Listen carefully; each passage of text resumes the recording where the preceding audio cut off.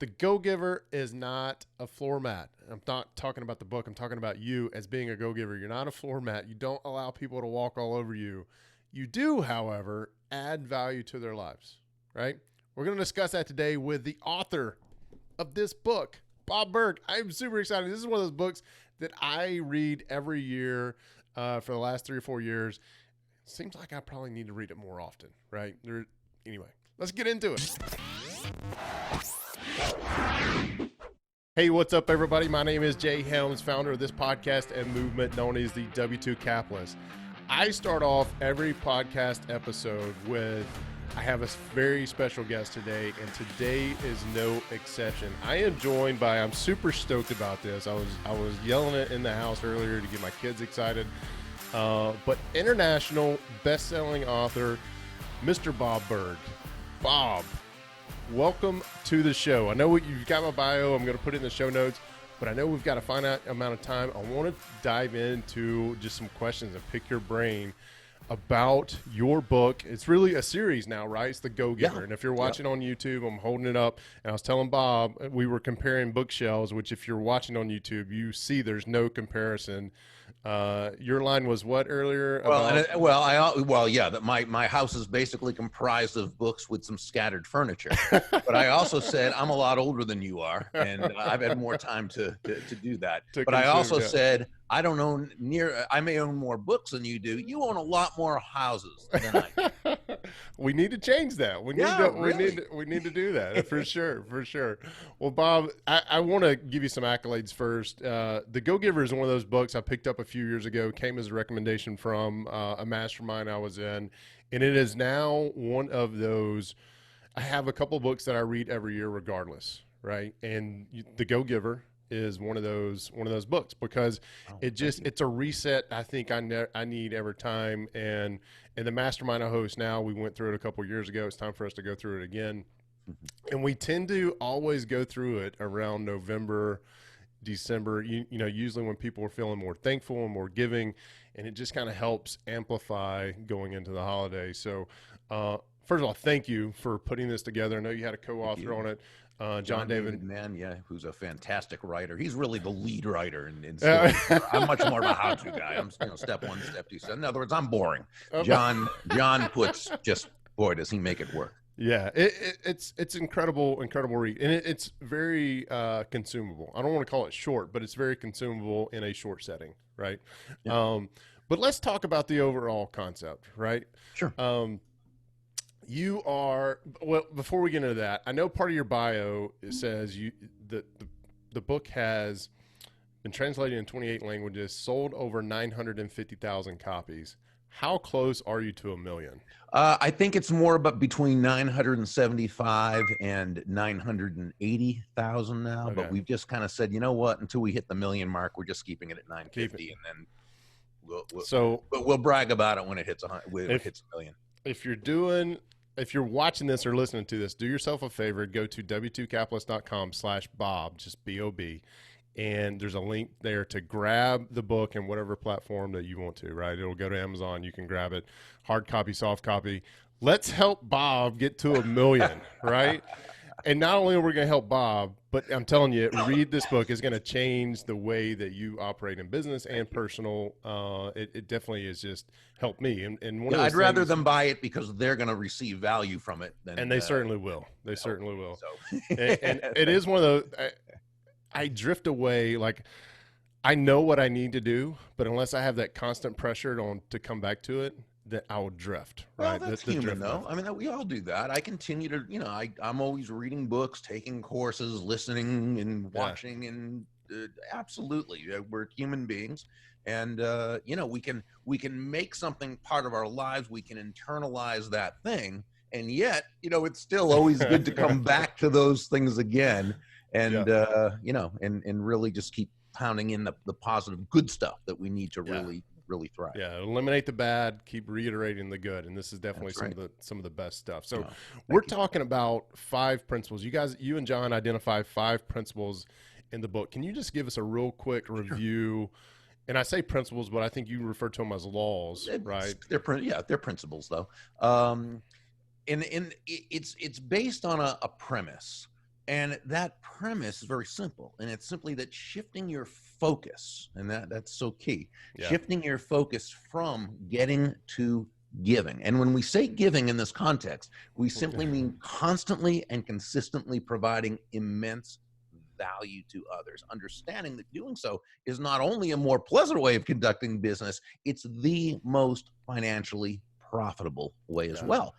Not for some way out there, woo-woo, magical, mystical reasons, right? No, it actually is very concrete, right? It makes very logical sense. When you're that person who can take your focus off of yourself and instead place it on others, place it on solving their problems, on helping them attain what they want, on helping them get closer to happiness, what have you. Okay, when you do that, people feel good about you.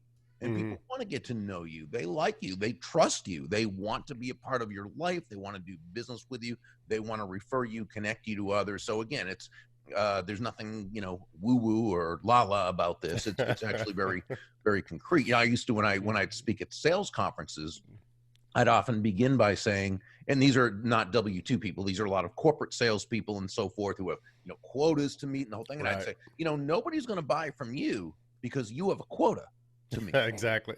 Right? They're not going to buy from you because you need the money or you want to make your sales manager happy or because you're a nice person. They're going to buy from you only because they believe they'll be better off by doing so than by not doing so. Yeah. And in the free market-based economy in which most of us operate, certainly your listeners, your viewers do. When I say free market, I simply mean no one's forced to do business with anyone else. Okay. Yeah. And so in that type of context, it's the only reason anyone's going to buy from you or from me or from anyone else, because they believe they will benefit more by doing so than by not doing so. See, that's great. Yeah. It means that person, right, who can really focus on that other, that's the person who is going to succeed. This is why John and I say that money is simply an echo of value. Of how much you're helping others. Exactly, right? Exactly. Yeah. And so the value, the focus on that must come first.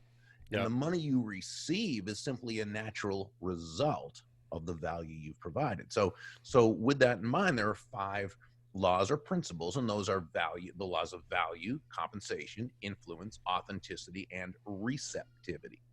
And the law of value basically says, well, that your true worth, in the business sense, of course, your true worth is determined by how much more you give in value than you take in payment. Now, you first hear this, it can sound very counterintuitive. It can, yeah.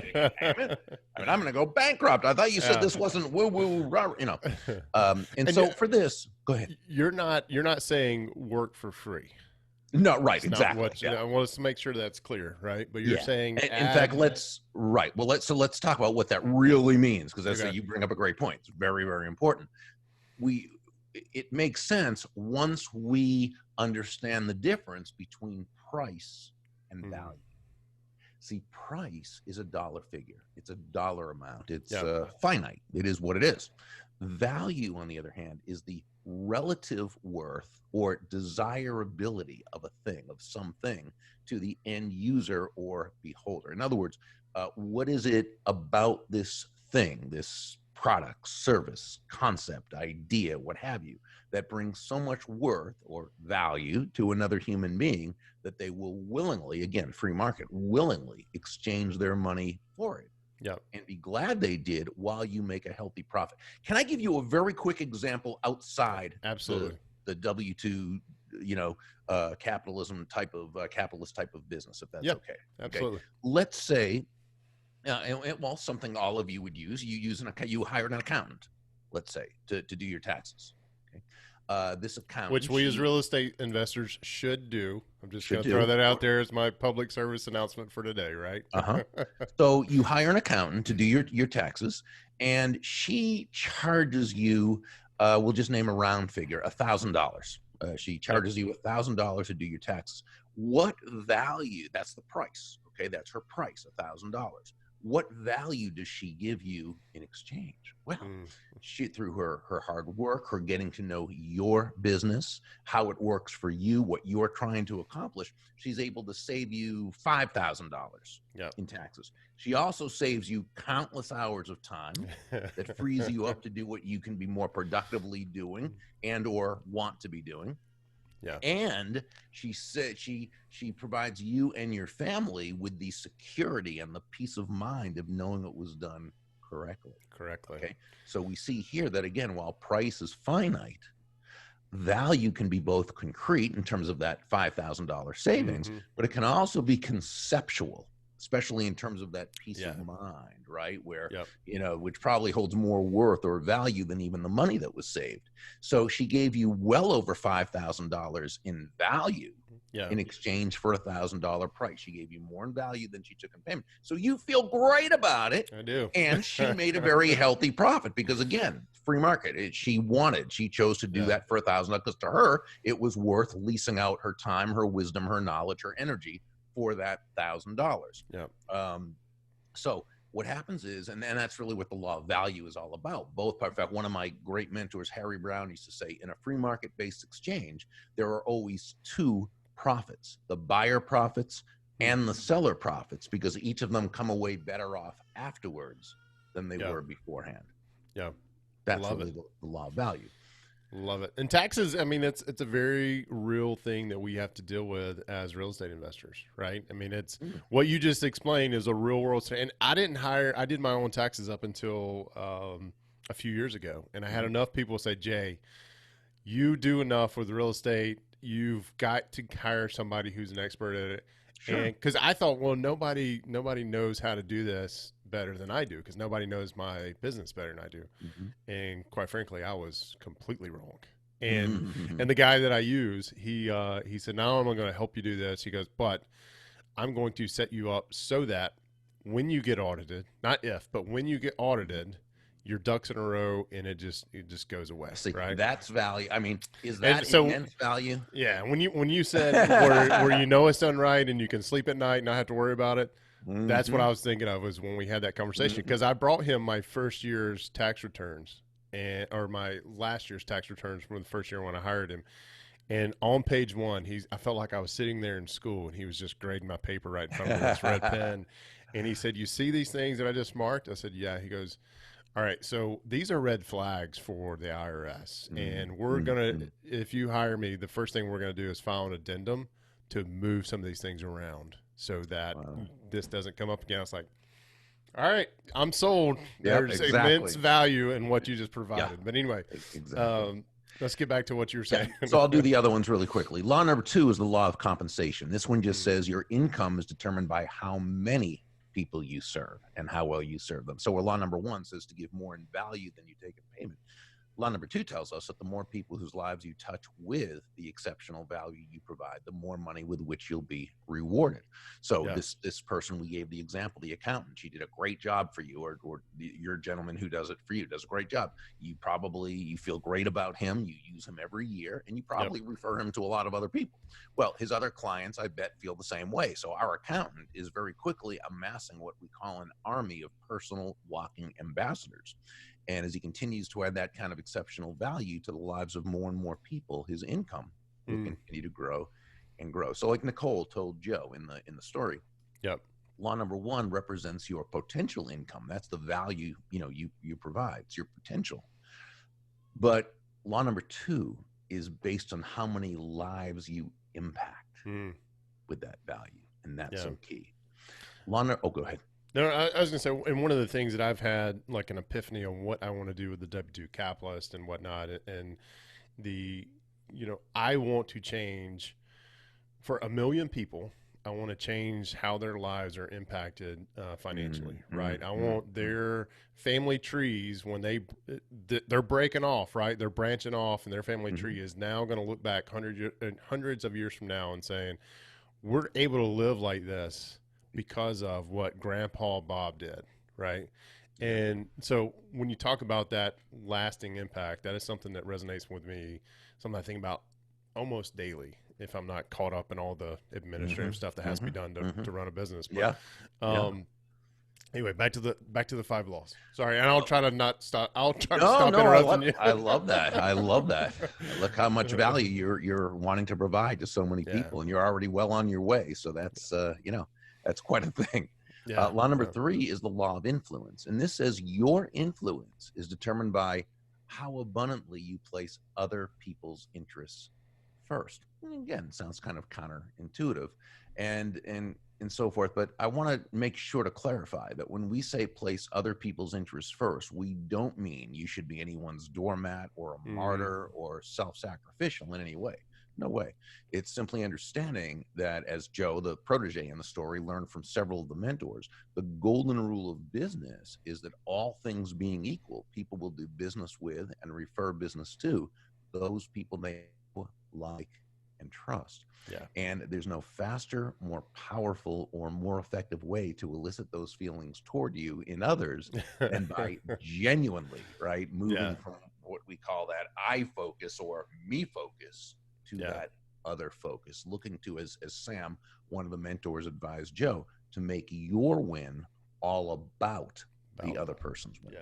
Do you struggle with this personally? Like back to my drift method. I mean, you wrote the book on it. You said, as you said earlier, you're human, and I don't want to give you the answer. No, it's okay. Do you struggle with that whole concept? Because I do, and that's why I go back and revisit the book every year and say, all right, I know, and we've talked about this in the mastermind I host is that I know the things that I need to do and when I need to do them to be successful. But for Mm-hmm. some reason, I drift away. Like I'm a Sure. shiny object over here. I'm going to go after it, right? Right. But what do you struggle with this as well? And if you do, how do you get back on course? No, that's really not, because it's something that I saw pretty early in my career. Once I got past the initial part where I didn't know that, Yeah, once I learned that and I saw just how yeah, powerful it was, no, that's something I just, and it was congruent with my values. It's yeah, very easy yeah, for me yeah, to focus on another, person, and the fact that things come back and they do so in such an yeah, amazing way, and to me, again, it's very logical. yeah, There's nothing. Or if it was magical, then yes, there'd be an yeah, issue. I think, oh gosh, I got to just have faith that this is gonna. But no, it has nothing to do with that. These are proven principles yeah, that work, because it taps in to human nature, yeah, yeah, yeah. right? And Yep. so no, so to me it's not. But if it is an issue with some, it doesn't mean there's anything wrong with them, or that we all have No. our different Yeah. ways that we're, and so that's why those things, there are many things that are not natural to me, and those are things I work on Right. and continue to monitor, and so Yeah. forth. So I think we're all just different, in the But way we. yeah, the I guess what I was getting at, what I want to get at now is how do I keep from drifting away? Like, is there a daily or weekly thing that I should be doing to make sure that I'm going by the Go Giver principles, right? Well, Ben Franklin in Practicing his it. Benjamin Franklin in his great book called The Autobiography. He actually wrote it for his son, back in the mid 1700s, and it's just a brilliant work. It's a masterpiece. But there's one section, one chapter he has in there, in which he talked about the character traits he felt he needed to work on, because they were negative and they were hurting his advancement, and he certainly wasn't winning friends and influencing people. And here's a guy who was very ambitious, Mm, and he knew, but of course there were no self-help courses at the time that we know of, so he was an inventor and he invented his own. And so he put himself on a 13-week schedule where he took 13 different traits, and each week he would just laser focus on one mm. of them, and he'd have it in mind, at top of mind awareness all the time. He had memory cues. He put yellow sticky, no, he didn't really, because there were no yellow sticky, but if there were, he would have. Yeah. But anyway, and so he'd really focus on one trait. Okay, and at Mm, the end of that week, he'd move on to the next, and then the next, and the next, doing the same thing. After the end of 13 weeks, he'd go back and repeat it. Okay, and then see that 13 times 4 are 52. There are 52 weeks in the year. So he'd go through his self-improvement class, a course 4 times a year. And at the end mm. of that time, he would have really nailed these, and Yeah. at least most of them, not all of them, but most of them. Now, I did that same thing back about probably 25 years ago, I guess, when I first read his book. Okay? Yeah. It was given to me as a gift by a mentor of mine, and it changed my life. It allowed me to knock out some of those really, what I felt were counterproductive and downright negative traits, and really turn them into strengths. See, not every weakness we need to turn into strengths. Some weaknesses we can ignore because they're just not important. Right. Right. Totally agree with that. Yeah. I mean, I'm not a good long distance runner, but at 62 and a half years old, I'm not looking to run a marathon. I don't care. Yeah. I ignore that one. Me and you both. Yeah. There are some traits we need to mitigate. Okay. I'm a junk food junkie and would rather not exercise. Okay. So I don't keep Oreos in the house, and I have a personal trainer. She comes in every single morning at 6:30, and she also prepares healthy meals during the day. Nice. Okay. So all right. When she's not there, what's your favorite junk food that you allow yourself on a cheat day? Oreo cookies. So. We had to stop having Oreos in the house. Well, I don't keep them in the house for that reason. Well, and here's my reason. Well, two reasons really. I discovered I have a gluten intolerance or tolerance or whatever. If they make gluten-free Oreos, I would love to know this. But my wife would keep getting on to me and say, "Look, I think this was her line. Maybe it was mine. Anyway, I would eat, or I wouldn't know when to stop eating Oreos. Like to me, there were 3 servings in the Oreo package. It was in the rows, right? You finish a row of Oreos, of course, then that's 1 serving, and you're done. That's 1 serving. And my wife kept telling me that's not why that package is designed that way. I was like, right. Anyway. No, I get it. Oreos, trust me, I am. There's nothing that you said that I didn't agree with in that riff. No. So that's why I don't keep them in the house. That's a discipline I had to do. So I mitigate, but that doesn't mean I'll never get out and get Oreos. Yeah. It means I have to get in my car. I have to go to the store. I have to physically buy it, bring it back. So in other words, I have to work harder to do the wrong thing than the right thing. You know what I'm saying? So that's mitigated. And then there are the habits and the character traits that we need to turn into strengths. You ever had a fried Oreo, and then we'll leave the Oreo? No, I never have. To me, I'm kind of I'm still not thrilled about the designated hitter in baseball. Okay, that's how much of a purist I am for certain things. I'm telling you, man, I understand the purist piece, but if you ever get a chance to get a fried Oreo topped with vanilla ice cream, just let your tongue slap your brain, because it's amazing, but it's incredible. Anyway, I like the purist no ancient baseball though. Anyway, let's get back on track. All right, so we're talking about the values, right? So we're just talking about taking some of those character traits. By the way, you know what? You're breaking up. I think I might have lost you. I'm not sure. Are you still there? It came back. Yep, you're good. Okay, sorry about that. That's fine. 3, 2, 1. There you go. and so Ben Franklin's book was great, as far as going through that. So in answer to your question, that's how you overcome something and you make it part of you. You really, really blast it out, but then you also do maintenance. Okay. You do keep it in mind, and you do continue to work on it. And there are some things that we can never really stop working on. And I've certainly got those. And there are others that once you've mastered it, it's yours forever. So, I mean, I think it really just works like that. This kind of, goes into the law of authenticity, which says the most valuable gift you have to offer is yourself. And, in this one, Deborah Davenport, the mentor in this part of the story, just shared that all the skills in the world, the sales skills, technical skills, people skills, as important as they are, and they are important, they're also all for naught if you don't come at it from your true, authentic core. But when you do, you're really 9 steps ahead of the game in a 10-step game, because people feel very safe with you. They feel very comfortable with you. The trust level is very high. What I often say to people, though, when it comes to authenticity, which I think can be kind of misconstrued, is, authentic, I can not have a filter. I can say whatever I want, but it's just me. No, that's not what it means. I needed to hear that, by the way.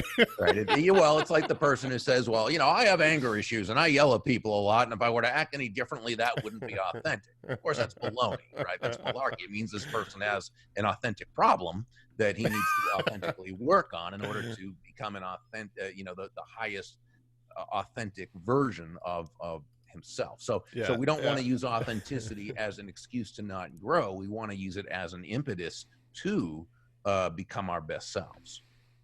Yeah. And then law number 5, which kind of brings it all home, is the law of receptivity. And this simply says that the key to effective giving is to stay open to receiving.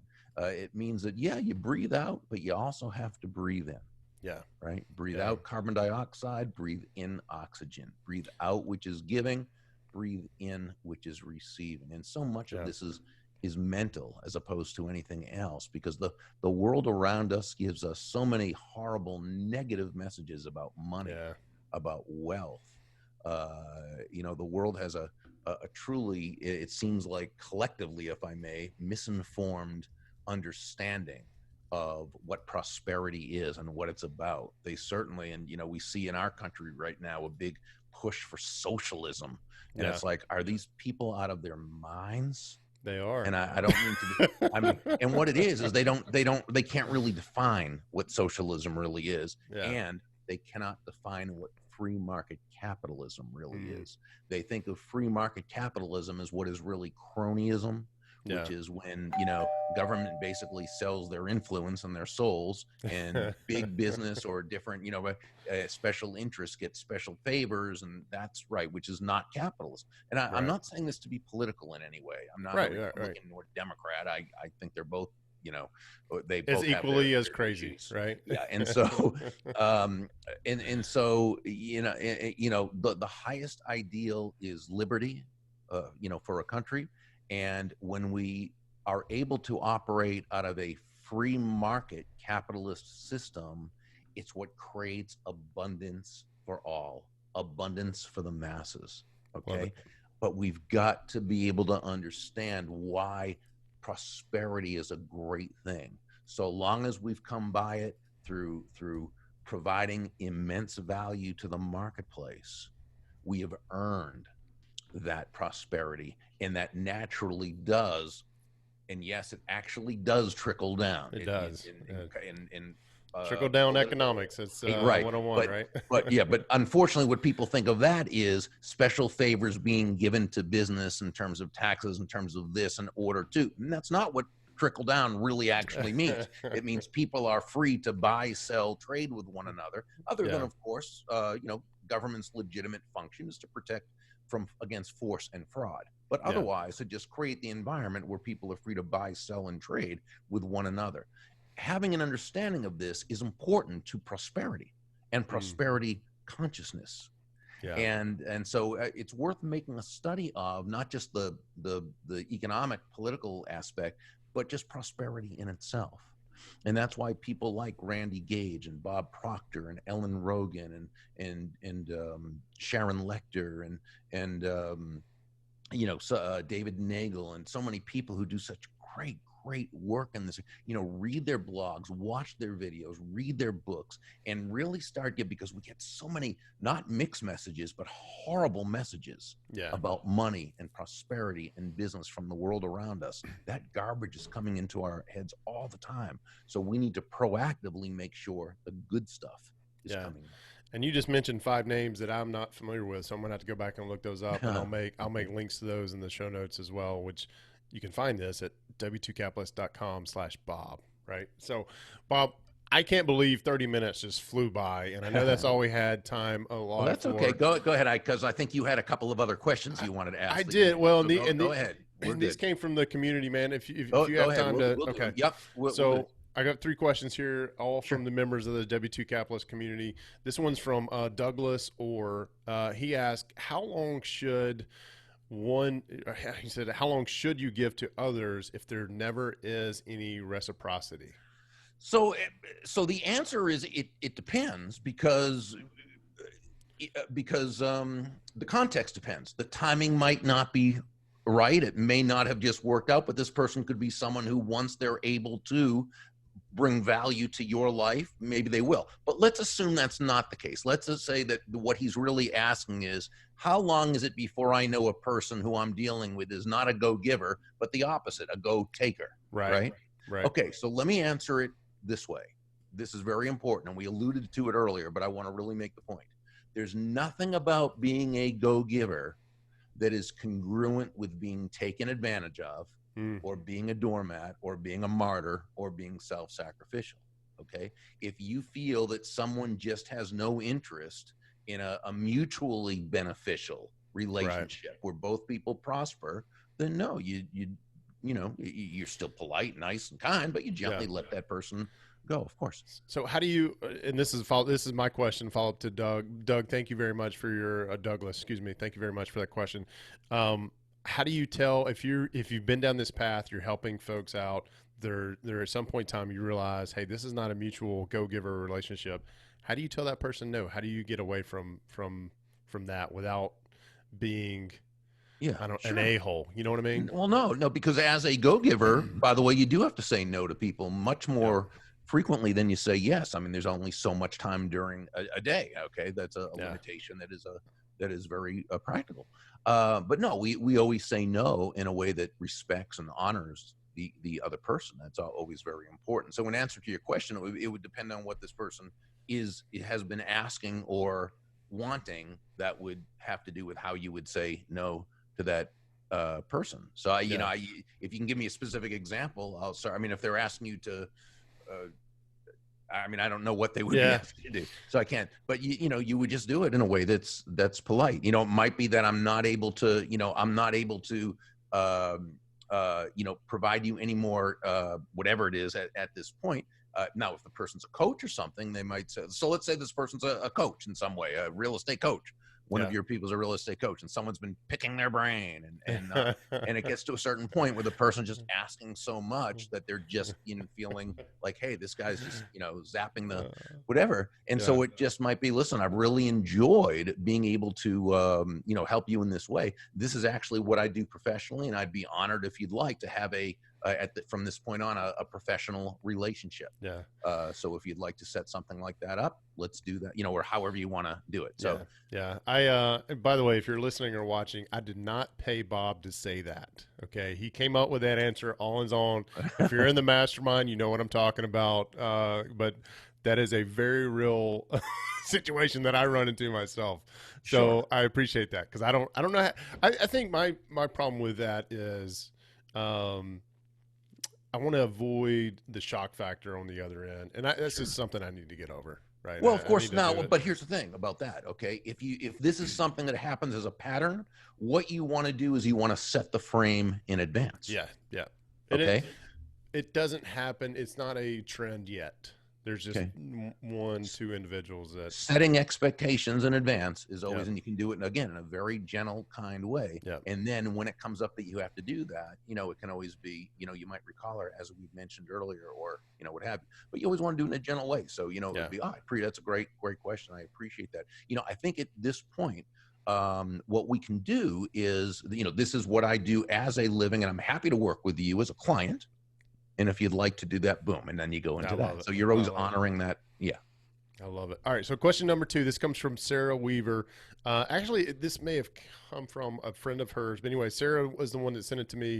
She says, Bob, as technology seems to now rule man, right? We are very, very much in a technology world. But do you feel the principles that you outline in your book apply more or less in today's world? Sarah, I would say they apply the exact same in terms of the principles themselves. But what technology does is it actually provides us with more opportunities to meet and connect with people that we may never have had the chance to before technology. Me and you, right here. Right. This is an example. But it's still the same thing. Before everything you think, say, do, tweet, post, what have you, the question you ask yourself is this more likely to bring value or add value to another person's life? And if you always have that in mind. But sure, so no, the principles absolutely across the board, I would say exactly the same. It's just that the technology gives us more access to more people. Love it. All right, last question. This is from both great questions that we've had so far. This is from John Brower. John, I hope I'm getting your last name right. So accolades first. He goes, I found value in reading all of your books, right? And The Go Giver is like the the foundation, right? And then you've got some spinoffs of it, right? So he says reading all of their books, they become a way of life, and I reread and listen to them Oh, on a regular wow. basis. Thank you, John. So John says, Jay, thank you for reaching out to me. It was greatly appreciated. Those books changed my lives, both professional and personally.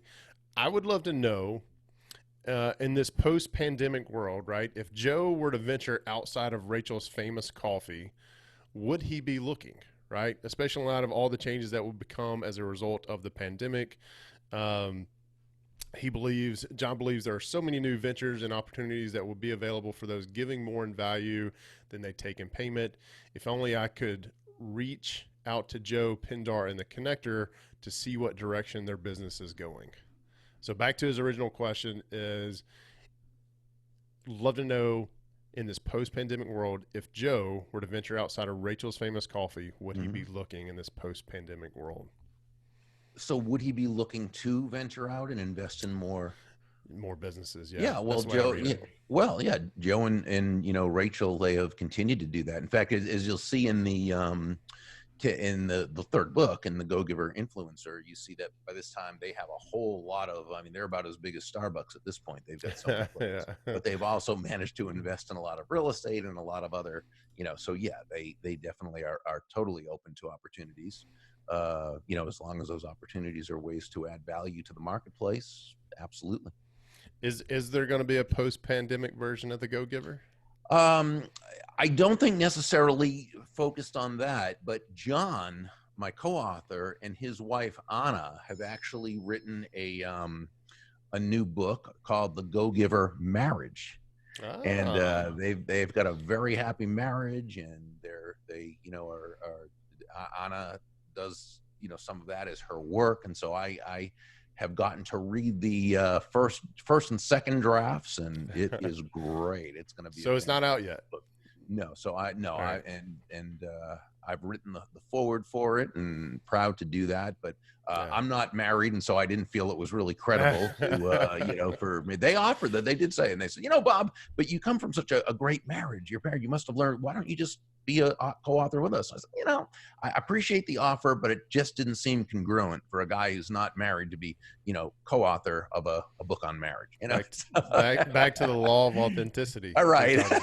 So that's incredible. I love it. I'm looking forward when that comes out. I'm going to go to Amazon right now and see if I can find a pre-order button or add it to my wish list. Hey, you can have John on the show when when the book's out. I'm sure he'd love to. I would love that. I would love that. I'm going to put that on my to-do list for today to follow up with him. So, Bob, thank you very much for your time today. If you're listening to this, if you're watching this, I want to invite you to join me in following Bob. Your posts are very encouraging. Daily. You have daily posts. You're most active on Twitter and Instagram, I've seen. Is that right? Twitter and LinkedIn. I didn't. You know what the tough part with Instagram is for me is that I'm not good at doing things on the phone. This is I'm going to blame it on my age, but I know a lot of people can do that, but I really So I just do the parts I can do from the actual computer. So it's a little difficult. So I try to be as responsive as I can on Instagram, but I'm not really as proactive as I am on LinkedIn and Twitter. I wish Instagram worked on the desktop as well, or the laptop, whatever. Okay. I wish it worked on something other than mobile myself. So, well, guys, I'm going to make some notes. I'm going to make links to The Go Giver, all those books, this podcast, everything at w2capitalist.com/Bob. I'm also going to make a link to Benjamin Franklin's autobiography, which I'm going to put on my my to read list or to listen list. I think there's going to be a lot of good stuff in there. If it transformed you to this, that's one of those resources that I just need to dive into. So you can find out more about Bob at thegogiver.com or just Burg.com. It's BURG.com. And I'm going to make a link to those in the show notes as well. Bob, thank you very much. I am super, I don't know. I don't know the word here that I should say, but I am honored to have you on the show. Honored to have read your book, and I can't express enough honored to have read your book. Does that even make sense? Yeah, no, I've said that about other books. Yeah, what I mean by that is your book has really transformed the way Oh, that I means a lot live, to me. and to be able to talk to you, I'm going to say face to face, virtually face to face, is has been a true honor and a Oh, blessing. thank you. And maybe one day I can take you out and we can try some fried Oreos. How about that? I absolutely, absolutely, along with some Rachel's Famous coffee. That's it. Absolutely. That's it. Bob, thank you very much. You have Thank a you great so rest of your much. I day and a love great what you're weekend. doing. I appreciate you. Thank you. Thank you, sir. All right, guys, we just wrapped up with the author, Bob Burg. I am super impressed with the guy. When we were not recording, he and I were just having a little side conversation. He's just a very genuine, transparent guy. Man, I wish I could. I'm going to figure out a way to have a fried Oreo with him very, very soon. But down below in the description, you're going to find links to w2capitalist.com/Bob. That's where I'm going to post not only this video, but recordings of the podcast if you want to take it with you and listen to it again.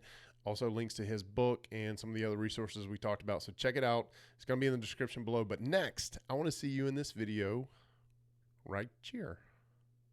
Right here. Not cheer. Right here. This video.